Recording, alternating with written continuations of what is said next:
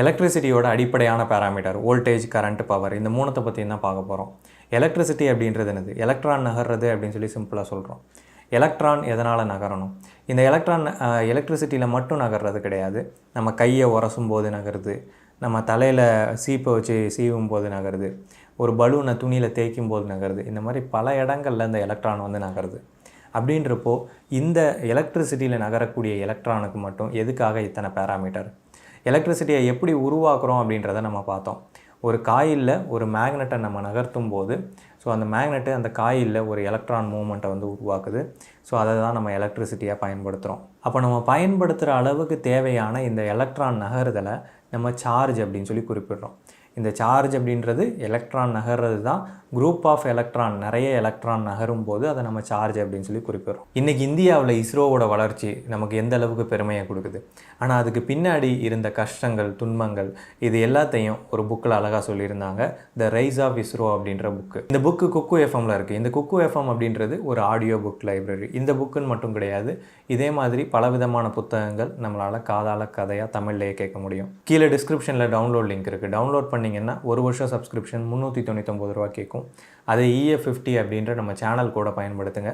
199 ரூபா தான். இந்த தீபாவளிக்காக 19ஆம் தேதியிலேருந்து 25ஆம் தேதி வரைக்கும் நிறைய எக்ஸைட்டிங்கான ஆஃபர்ஸ் வந்து கொடுத்துட்ருக்காங்க. மறக்காமல் டவுன்லோட் பண்ணுங்கள். அதே மாதிரி இந்த ஆப்பை பற்றின உங்களோட கருத்துக்களை தெரிவிக்கலாம். கீழே டிஸ்கிரிப்ஷனில் ஃபீட்பேக் ஃபார்மும் கொடுத்துருக்கேன். அதையும் வந்து ஃபில் பண்ணுங்கள். குக்கு எஃப்எம் டவுன்லோட் பண்ணுங்கள். மனசுக்கு பிடிச்சதை கேளுங்க. சரி, வோல்டேஜ் அப்படின்றது என்னது? எலக்ட்ரிக் சார்ஜ் நகர்றது தான் எலக்ட்ரிசிட்டி அப்படின்னு சொல்லியிருந்தேன். இந்த எலக்ட்ரிக் சார்ஜ் அப்படின்றது எலக்ட்ரான் நகர்றது தான். இந்த எலக்ட்ரான் எதனால் நகரணும்? இப்போ உதாரணமாக ஒரு டேமை வந்து எடுத்துக்கலாம். அந்த டேமில் ஒரு பக்கம் வந்து தண்ணி வந்து உயர்ந்த அழுத்தத்தில் இருக்கும், இன்னொரு பக்கம் தாழ்ந்த அழுத்தத்தில் இருக்கும். இந்த கேட்டை நம்ம திறந்து விடும்போது இந்த உயர்ந்த அழுத்தத்தில் இருக்கக்கூடிய அந்த தண்ணி தாழ்ந்த அழுத்தத்தை நோக்கி போகும். இது எதனால் நடந்துச்சு? இது ஏன் உயர்ந்த அழுத்தத்திலேருந்து தாழ்ந்த அழுத்தத்துக்கு போகணும்? அதுக்கு காரணம் அங்கே உருவான அந்த பொட்டன்ஷியல் டிஃப்ரென்ஸ். ஒரு இடத்துல உயர்ந்த பொட்டன்ஷியலில் தண்ணி இருக்குது, இன்னொரு இடத்துல தாழ்வாக இருக்குது. அப்படின்றப்போ அந்த அழுத்தம் மற்றும் புவியீர்ப்பு விசை காரணமாக அந்த தண்ணி வந்து அந்த இடத்துல இருந்து ரிலீஸ் ஆகி நார்மலான ஒரு இடத்துக்கு வரும். சரி, இப்போது இங்கே இந்த 2 பாயிண்ட்லேயும் உருவான பொட்டன்ஷியல் இருக்குது இல்லையா? இங்கே ஒரு ஹை பொட்டன்ஷியல் இருக்குது, இங்கே ஒரு லோ பொட்டன்ஷியல் இருக்குது. இதை நம்ம மெஷர் பண்ணுறோம் அப்படின்னா அதை தான் நம்ம பொட்டன்ஷியல் டிஃப்ரென்ஸ் அப்படின்னு சொல்லுவோம். அதே மாதிரி தான் எலக்ட்ரிசிட்டியில் நம்ம உதாரணமாக ஒரு பேட்டரி எடுத்துக்கலாம். அந்த பேட்டரியில் ஒரு இடத்துல வந்து எலக்ட்ரான் ஹை பொட்டன்ஷியல் இருக்கும், இன்னொரு இடத்துல லோ பொட்டன்ஷியலில் இருக்கும். அப்படி இருக்கும்போது அதை ரெண்டுத்தையும் நம்ம கனெக்ட் பண்ணும்போது இந்த உயர்ந்த அழுத்தத்தில் இருக்கக்கூடிய அந்த எலக்ட்ரான் தாழ்ந்த அழுத்தத்தை நோக்கி போகும். அப்படி நகர்றது தான் நம்ம எலக்ட்ரிசிட்டி அப்படின்னு சொல்கிறோம். இப்போ இந்த எலக்ட்ரானோட பொட்டன்ஷியலை மெஷர் பண்ணுறோம் இல்லையா? அதாவது ஒரு இடத்துல அதிகமாக இருக்குது, இன்னொரு இடத்துல கம்மியாக இருக்குது. இது ரெண்டுத்தையும் நம்ம மெஷர் பண்ணுறது தான் நம்ம வோல்டேஜ் அப்படின்னு சொல்கிறோம். இதை இன்னும் டெக்னிக்கலாக சொல்லணும் அப்படின்னா, அந்த எலக்ட்ரிசிட்டியில் அந்த சார்ஜ் நகருது இல்லையா? அந்த சார்ஜை நகர்த்துறதுக்கு தேவையான, அதாவது புஷ் பண்ணுறதுக்கு தேவையான எனர்ஜியை கொடுக்கக்கூடியது தான் இந்த வோல்டேஜ் அப்படின்றது. சரி, இந்த வோல்டேஜை நம்ம எப்படி மெஷர் பண்ணுவோம்? நம்ம மல்டிமீட்டர் வீடியோலையே பார்த்தோம். இந்த வோல்டேஜை மெஷர் பண்ணுறது நம்ம மீட்டரை வோல்டேஜ் மோடில் போட்டுட்டு சிம்பிளாக அந்த 3 பின் ப்ளக்கில் நம்ம வைக்கும்போது நமக்கு அது வழியாக எவ்வளவு வோல்டேஜ் போகுது அப்படின்றது காட்டும். இங்கே பார்த்தீங்கன்னா தெரியும், 207 வோல்ட்டு கிட்ட போகுது. அப்போ வோல்டேஜ் அப்படின்றது இந்த 2 டெர்மினல்லையும் உருவாகக்கூடிய பொட்டன்ஷியல் டிஃப்ரென்ஸ்.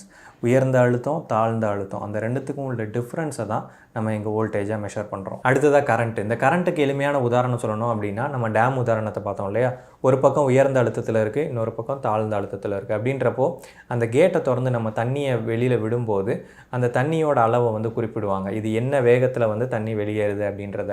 இப்போ 5 லிட்ரு ஒரு வினாடிக்கு வெளியாகுது அப்படின்னா ஒவ்வொரு செகண்டும் வந்து 5 லிட்டர் தண்ணி வெளியாகிட்டு இந்த அளவை குறிப்பிடுறது தான் கரண்ட்டு. எலக்ட்ரிசிட்டிலையும் அதே மாதிரி தான். ஒரு பாயிண்டில் நகரக்கூடிய சார்ஜோட அளவை குறிப்பிடுறது தான் இந்த கரண்ட் அப்படின்றது. இதை இன்னும் டெக்னிக்கலாக சொல்லணும் அப்படின்னா, 1 ஆம்பியர் கரண்ட் அப்படின்னு நம்ம குறிப்பிடுறது அந்த பாயிண்டில் 1 கூலும் சார்ஜை 1 செகண்டில் நம்ம நகர்த்துறது தான் 1 ஆம்பியர் அப்படின்றது. நம்ம ஸ்கொயர் எம்எம் வீடியோவில் பார்த்துருப்போம். ஒரு கேபிள் வழியாக நகரக்கூடிய கரண்ட்டோட அளவு அதிகரிச்சுது அப்படின்னா அந்த கேபிளோட சைஸும் அதிகரிக்கும்.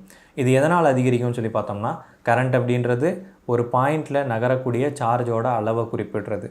அப்படின்றப்போ சார்ஜ் அதிகமாச்சு அப்படின்னா அங்கே நகரக்கூடிய எலக்ட்ரானோட அளவும் அதிகமாகும்.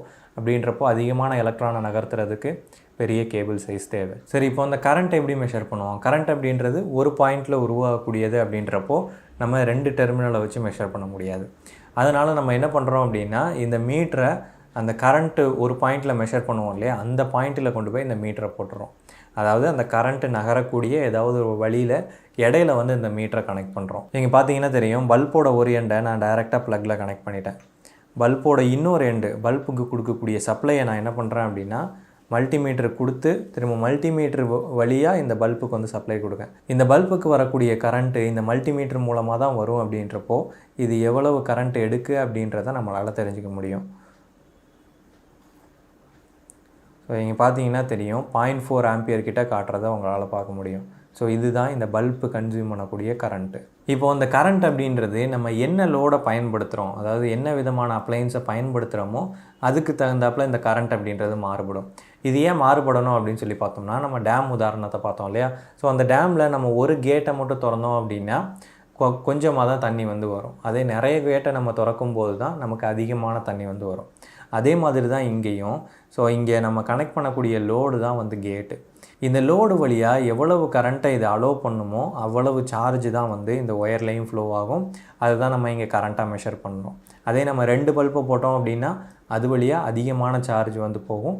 அப்படின்றப்போ இந்த கரண்ட்டும் வந்து அதிகரிக்கும்.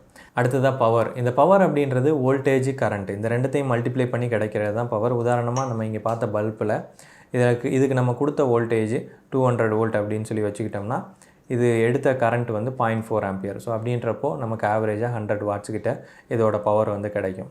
இந்த பவர் அப்படின்றது தான் இந்த வோல்டேஜையும் கரண்ட்டையும் ஒன்றோட இன்னொன்று வந்து ரிலேட் பண்ணுறது. ஸோ இந்த பல்பில் நம்ம பார்க்குறோம் 100 வாட்ஸ் அப்படின்னு சொல்லி குறிப்பிட்றாங்க.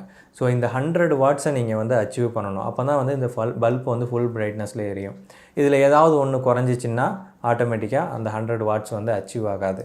ஸோ அப்போ அந்த வோல்டேஜுக்கும் கரண்ட்டுக்குமான ரிலேஷனை குறிப்பிடுறது தான் இந்த பவர் அப்படின்றது. அதே மாதிரி இந்த பவரை வச்சு தான் எனர்ஜியையும் கேல்குலேட் பண்ணுவாங்க. 1 kWh, அதாவது 1 kW/h அப்படின்றது தான் ஒரு யூனிட்டு.